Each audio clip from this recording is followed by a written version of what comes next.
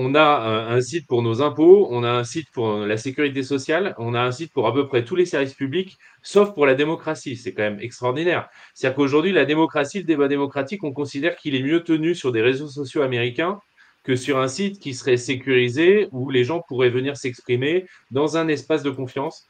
Or, la parole citoyenne, elle a coulé à flot ces 10 dernières années. Parce que des consultations citoyennes, il y en a eu pléthore. Et il faut peut-être rendre ça quand même à Emmanuel Macron. C'est que c'est un des présidents qui a le plus consulté la population.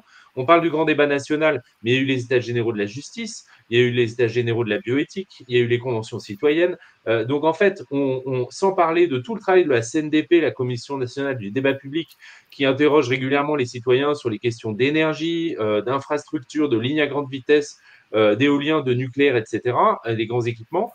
Donc en fait, on a énormément de contributions citoyennes, on croule sous les données et on n'en fait rien, on ne capitalise pas en fait, on fait des analyses one-shot ponctuelles.